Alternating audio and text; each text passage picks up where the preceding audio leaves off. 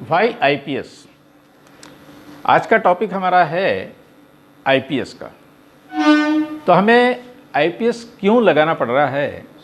To avoid batteries of different age voltages and to provide single battery set of 110 volt. अभी हमारे to avoid batteries of different age voltages and to provide single battery set of 110 volt. तो हमारे पास बहुत सारे DC circuits है, जैसे 24 volt internal, 24 volt external, 60 volt internal, 60 volt external, 110 volt point operation के लिए, ब्लॉक के लिए और टेलीफोन के लिए बहुत सारे सेट हो जाते हैं। तो उसमें हमारा बैटरीज और चार्जर्स बहुत बढ़ जाते हैं। To reduce number of chargers, battery कम हो गई, एक ही सेट बैटरी रहेगी और एक ही चार्जर बोले तो वो 5 रहते हैं, मगर वो एक ही मॉड्यूल में रहेगा।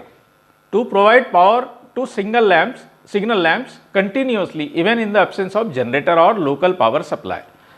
अगर हमारे पास आईपीएस नहीं है तो हमें एटी सप्लाई पे डिपेंड रहना पड़ेगा। अगर एटी सप्लाई जाता है तो जनरेटर चलाना पड़ेगा या लोकल पावर सप्लाई पे सिग्नल चलाना पड़ेगा। आईपीएस रहने से हमको ये सब की जरूरत नहीं पड़ती है। To avoid uses of DG set during train movement and to reduce diesel consumption. अब इसमें क्या होता था, पहले 80 पर ही सिग्नल चलते थे। तो सिग्नल जैसे गाड़ी ट्रेन को सिग्नल दिया हुआ है और हमारा सिग्नल सप्लाई चले जाता है, 80 सप्लाई चले जाता है, तो क्या होता है, हमारे सिग्नल ब्लैंक हो जाते थे। तो उस टाइम में क्या करते थे, जब ट्रेन पास होती रहती थी तो डीजी सेट चालू करते थे और सिग्नल डीजी पर रखते थे। तो वो अवॉइड करने के लिए हम आईपीएस लगा सकते हैं, लगाया है, क्योंकि उसमें आईपीएस लगाने के बाद में डीजी सेट की जरूरत नहीं पड़ती है। To provide highly regulated voltage to all signals relays lamps for better life.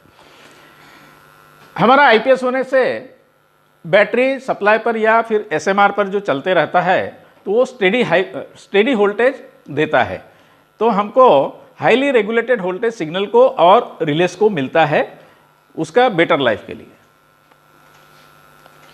हमारे पास 3 टाइप के आईपीएस है, उसके मैन्युफैक्चरर अलग अलग है। Messrs statcon private limited Noida, messrs Amara Raja Tirupati AP, messrs HBL power systems limited Hyderabad. ये 3 टाइप के आईपीएस हमारे सेक्शन में, डिवीजन में लगे हुए हैं। तो ये देखेंगे, इसमें हमारे 3 मॉड्यूल होते हैं आईपीएस में मेनली, एफआरबीसी पैनल या एसएमपीएस पैनल। तो यहाँ एसएमआर होते हैं बैटरी चार्ज करने के लिए, मेन ऑन ऑफ स्विच होता है और ये एसएमआर के ऑन ऑफ स्विच है। और यहाँ एक सीएसयू होता है जिससे हम वेरियस वोल्टेजेस कंट्रोल कर सकते हैं। और ये दूसरा मॉड्यूल होता है एसीडीपी। एसीडीपी में आपके ये रहेंगे, ट्रांसफार्मर रहेंगे, इन्वर्टर रहेंगे और एवीआर रहेंगे। डीसीडीपी में